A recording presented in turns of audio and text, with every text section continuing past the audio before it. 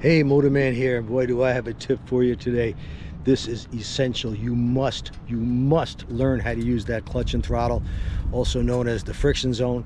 So you're in that sweet spot. Just most bikes, it's probably an inch wide, and you want to be fluctuating the clutch within that 1 inch. You never want to let it all the way out, and you never want to bring it all the way in at low speeds. All right, so here it is. Want to bring up, you know how to start off. Hopefully you already know how to start off without stalling. So I'm bringing the revs up a bit. As I let the clutch out, you feel the bike start to move, and this is how you master the clutch and throttle. The easiest way is practice the slow race, and all we're doing is riding in a straight line at about a walking pace. Now my speedometer here, it's saying like 3 miles an hour. A walking pace 3.5 miles an hour, and do this while going straight. That's all I'm doing. Is I'm right in that sweet spot of the friction zone. I can freely rev the motor without picking up speed, so I know I'm in that sweet spot. If I want a little more speed, I just let the clutch out ever so slightly. I turn my head and eyes, and I come around. So you want to do this in an even much bigger parking lot than what I have here. And you need to practice this until you could do it consistently in a straight line at a walking pace without feeling like the bike is going to fall over. It's not brain surgery, but that's the first step. Now once you get good at doing that without putting a foot down or stalling the motorcycle, of course, you want to start turning the bike, pick up your speed just a little bit, get about 5 miles an hour. From 5 miles an hour and up, 5 to 10, there's more force pulling you forward than the force of gravity pulling you to the ground. Once you drop below 5, if you try to turn the motorcycle, you're not really good at the clutch and throttle, yeah, you could have problems. I'm hoping that you see in my hand, this is not brain surgery. And of course, head and eyes comes into this, very important. I want to go left, so I turn my head and eyes to the left. I'm leaning the bike very little right now. As you get better and better with the clutch and throttle, you get to where you could actually put the bike right on the pegs of the floorboards. That should be your goal, is to use that bike's lean limits, know where they are in a parking lot like this, rather than when coming around a curve at 50 or 60 miles an hour. You got to master this, folks, especially guys, if you got a $30, $40, $50,000 motorcycle and you still haven't mastered low speeds. Every time it drops below 20 miles an hour, the feet go down, you're dragging your feet, you're duck walking. It's an embarrassment. It's like telling the whole world that you have no clue how to ride this motorcycle you paid so much money for.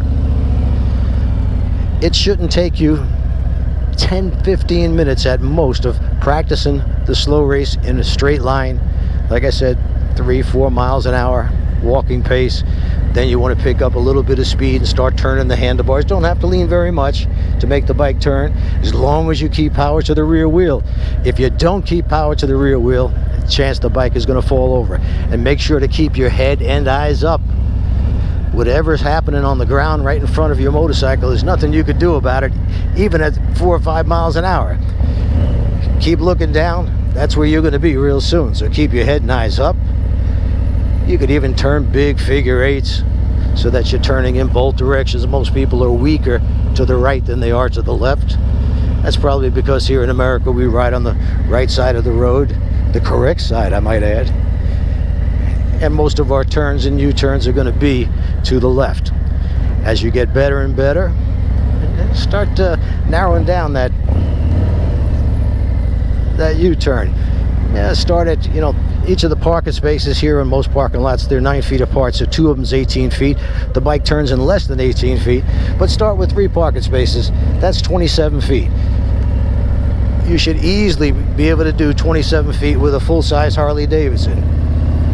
Yeah, that was about a 24-foot turn.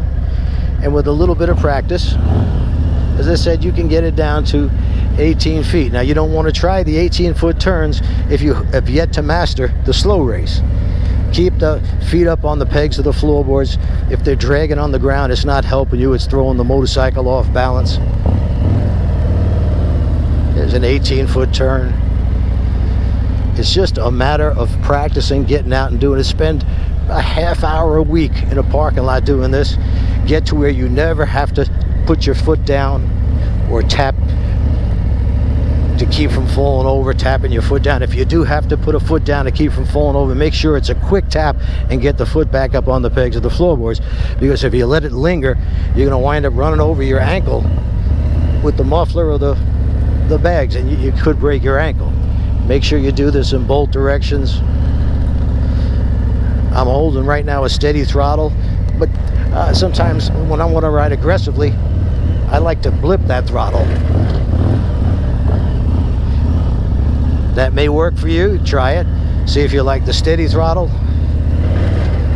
or if you like the blipping throttle. Whatever's easier for you. That's just a style that you're going to have to develop and do what's best for you. Try it both ways. But like I said, this is not brain surgery, folks. You got to be able to do this.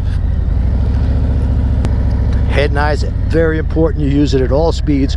But the most important thing to first do, it is the key to everything, is to use that clutch and throttle, the friction zone, a little bit of pressure on the rear brake.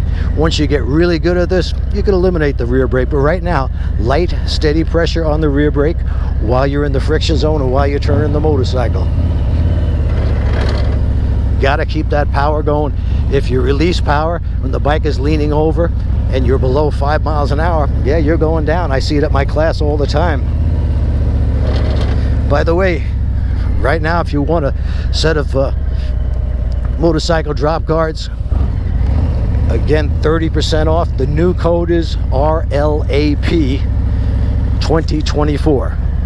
Tell Jay I sent you, put in that code, and you get 30% off the motorcycle drop guards. That way you don't have to worry. If you drop the bike, nothing gets damaged. That's the whole point of them. You won't get a mark or a scratch on your bike. We've tested them up to 20 miles an hour. But that's it for now. Even, I know a lot of you are probably snowed in right now up north. I'm here in Florida. It's a little chilly, about 50 degrees, but as long as there's no snow or ice on the ground, you can go right in front of your house and practice the slow race and learning that friction zone. Remember, keep the revs up a little bit. Stay in that sweet spot of the friction zone. You know you're in the sweet spot. If you could do that and the bike doesn't pick up speed, you are in that perfect sweet spot of the friction zone. That's it for now. Please subscribe, give me a thumbs up, and go to my website, ridelikeapro.com, and check out some of my videos.